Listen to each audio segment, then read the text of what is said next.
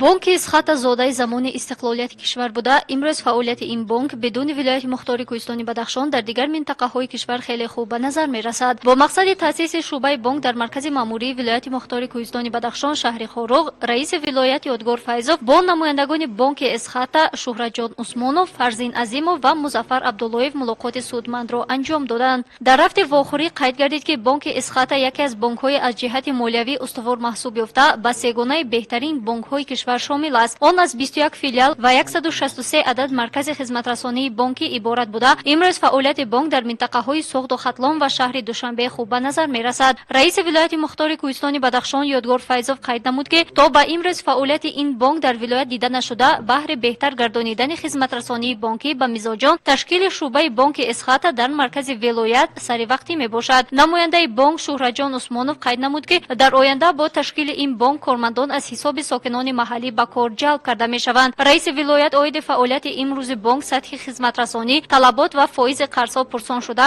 гуфта шуд ки бонк 10 намуди қарзро пешниҳод намуда, фоиз тибқи намуди қарзҳо аз 16 то 30% пешниҳод мегардад. зимни мулоқот ҳамчунин бобати қарзҳои соҳавӣ, хориҷӣ, мушкилиҳо ва грантҳо маълумот манзур гардонида шуда, аз имкониятҳои бонки Эсхата ахборот пешкаш гардонида шуд. ҳамчунин бобати интихоби ҷои мувофиқ барои бунёди бинои шуъба табодули андеша карда шуд. раиси вилоят Ёдгор Файзов аз ҳамкориҳои судманд ба хотири беҳбудии зиндагии аҳолии вилоят изҳори сипос намуда, намояндагони бонк низ дар навбати худ барои пазироии самимии раиси вилоят миннатдориро баён намуданд.